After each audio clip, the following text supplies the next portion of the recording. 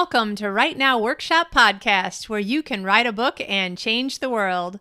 I'm your host, Kitty Bucholtz, and this is episode 67, using Laura Drake's checklist for openings, coming to you on Tuesday, May 22nd, 2018.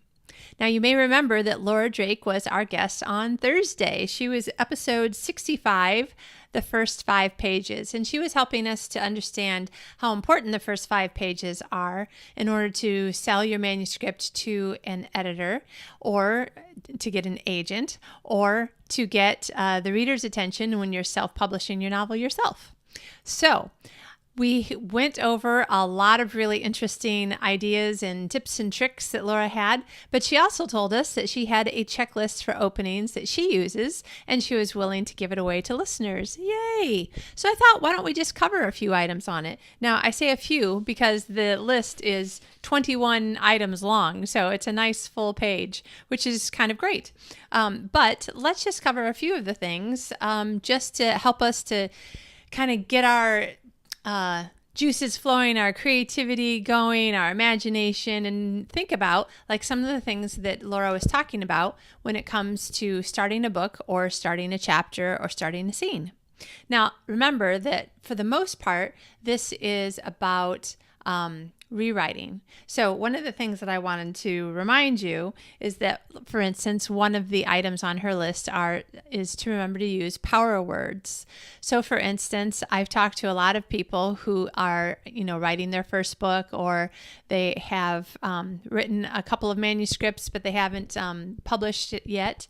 And they're at first unaware, and then later appalled at how much that they use the to be verbs. So was, all the was, is, are instead of a strong verb, or how much they have the word had, like he had been going to the store, but then he turned around. I don't know. I'm not using very good examples here, but so words like was and had are definitely among the height of words that you're trying to get rid of as much as you can.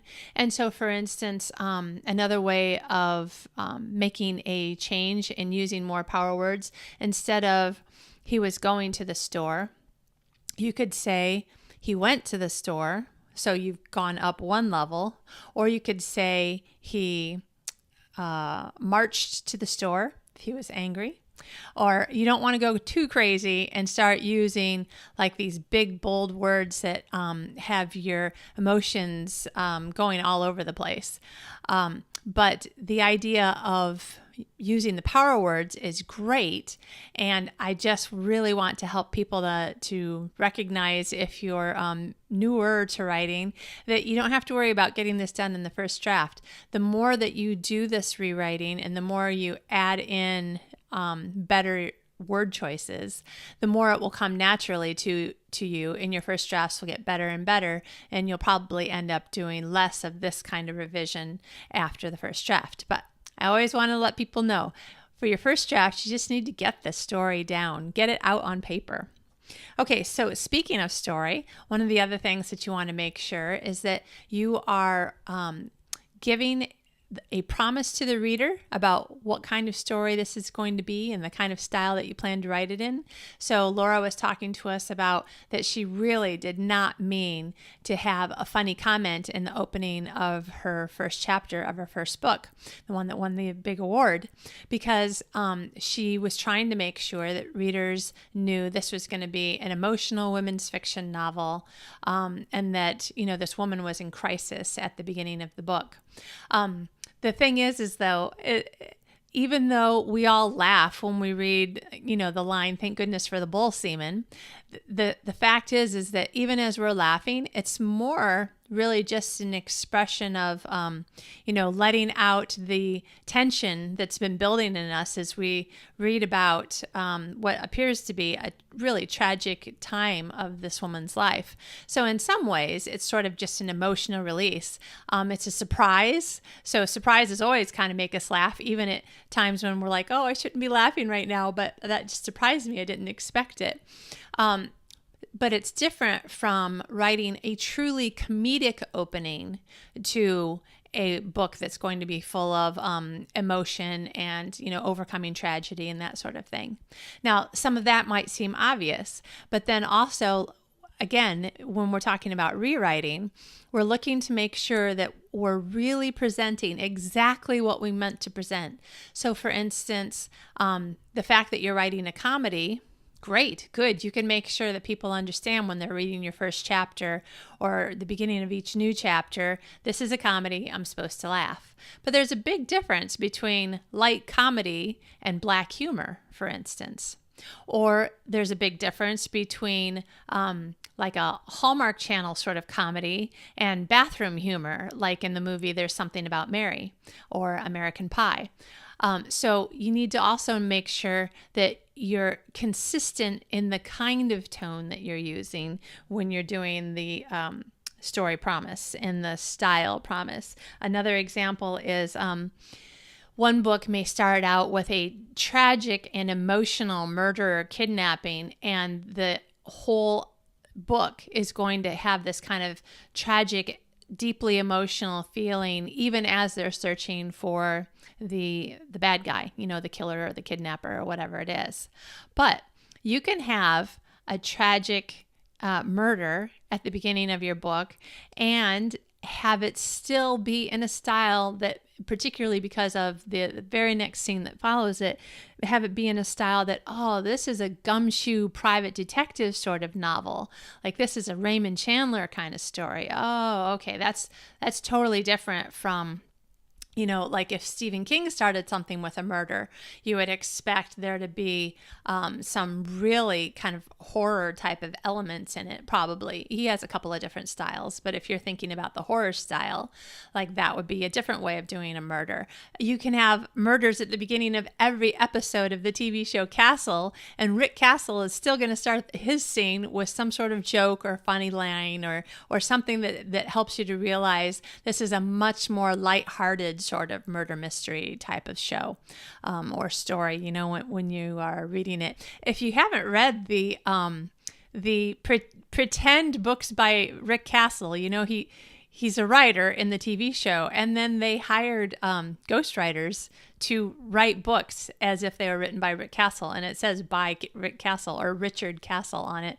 I read one of them. I think the first one, the first Nikki Heat book, was it Dead Heat? Anyway, it's just funny because you're like, oh my gosh, I'm pretending that I'm reading a book by this pretend character that somebody actually wrote. So that is one of the things to keep in mind also when you're looking at the opening for your book, and also the opening for each chapter, to make sure that you're staying consistent. Another thing that I find really interesting is the cadence of the words. And Laura writes down on her checklist, make sure you have a compelling cadence. So again, keep in mind, for instance, music that's used in movies. When the music is soft and slow and kind of these long musical phrases, then, we can be calmer and life is good. And at the very least, life is not bad. But then when you start getting in a whole bunch of, dun, dun, dun, we always say that now because that's like the kind of music that we've been hearing in TV and movies when we've just found some unknown before now unusual fact that that throws the whole who's the bad guy in a whole new light. So the actual words that you're putting down on paper, they need to kind of inform us of what we should be feeling right now. Okay, so for instance, now the protagonist is talking to their family and they're just kind of making plans and it looks like it's going to be a good day. So you can use longer sentences, extended sentences, that are separated by, what am I trying to say, compound sentences, where it's like comma and blah, blah, blah. But when it gets to the point where it's like action and like these things are happening, oh my gosh, dun, dun, dun, then you don't want to have compound sentences. You want short sentences. You want them to have the sort of beat when you read them that you would expect if it were, the music of the soundtrack. So, you might have, crash, boom, sort of things. You could have one-word sentences like that. You could have short kind of sentence fragments that didn't have a subject in them. Anything that would help the reader to understand, okay, there's this action, there's things going on, it's happening quickly.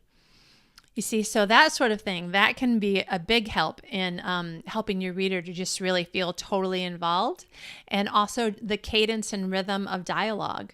Some people speak very formally, say the elves in The Lord of the Rings.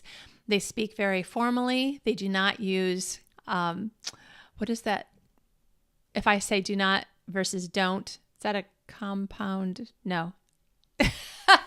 I just forgot the word. Anyway, they do not contract their words like that to say don't. They would say I do not I don't.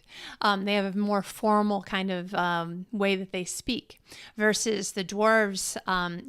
You can tell, even if you didn't hear the actor's voice, you could tell the difference between a dwarf speaking and an elf speaking because they're a little bit less polished and more brusque and that sort of thing. So you can keep that in mind too when you're writing the dialogue. What kind of cadence and flow and feel do you get out of reading something that you would be listening to if you were there? And then another great one to keep in mind is the difference between the protagonist's need that they think that is their need and making sure you have a universal need. So, for instance, Laura had some great examples about, like Katniss in the Hunger Games. On the one hand, she felt an overwhelming need to protect her sister, which is how she ended up in the Hunger Games. Then, of course, she had an overwhelming need to survive and live through it. But the needs can be even less big than that, not to say smaller, but they don't have to be so dramatic. So for instance, your protagonist might think that he or she, what they need in order to know that they're a success is they need to become the president of this company. That's what they need. And that's what their goal is. They're going to become the president of this company. But what you as the writer and we as the reader begin to understand is that what their real need is they have a need for respect from the people around them, a need for other people to think that they are a person worthy of respect, a person who can accomplish things that are good. These sorts of things might be coming from their family, from the people they work with. It definitely is something that has to come from within them by the end of the book. And so respect and love and acceptance, these are universal needs that would definitely make readers find your story even more appealing, even though you may couch it in terms of the protagonist at first thinking that their need can be fulfilled by, say, becoming the president of the company. So these are just a few of the things that are on Laura's list. And I thought it would just be fun to go through a few of them. And also just to remind you that this list is available to you. So Laura said that you could get it by emailing her from her website, which is Laura Drake Books. And that's LauraDrake Books, BOOKS.com. And then you can go to the contact page and send her a message there and just say, I listened to you on the Right Now Workshop podcast, and I'd love to get a copy of your checklist for openings. There's a whole bunch more. I only went through just a couple of them, and there's a whole page worth. And I think this will be really fun and useful. It also, in addition to polishing up your final draft before you send it out or publish it or whatever, it's also a place where you can just start thinking about how can I write better first drafts so that I can do less of this kind of polishing and less of this kind of editing and focus more on, story editing and that sort of thing after the first draft. And also, some of these things might just give you ideas for how, I know I have the story, but I don't really know how it begins. Well, you could try 2 or 3 things and just kind of pull off this list and say, okay, well, something quirky about the character. All right, well, I'm just going to start writing something like that and see whether or not that becomes the beginning of the story or the beginning of the chapter, because it just gives me a place to try to start. And so often, and you probably know this, we just really need to get started and then we begin to find our flow. But that does mean, that sometimes we have to cut out the initial beginning because it We were just trying to find our way. So something like this, might be able to help us to get started if we're having trouble. It'll definitely help us to make better starts when we're actually in the process. And the more that you write, the more that I write, the easier this is all going to be. But it's a great reminder of things to look into before you get that final manuscript out. I hope this has been helpful. I hope you're having a great week, and we will talk to you more soon. Keep in mind, we have got a great guest coming up on Thursday. Chris Fox is going to be here talking about his new book, Plot Gardening. So I'm really excited to talk to him and have you listen in on our interview. All right, have a great week.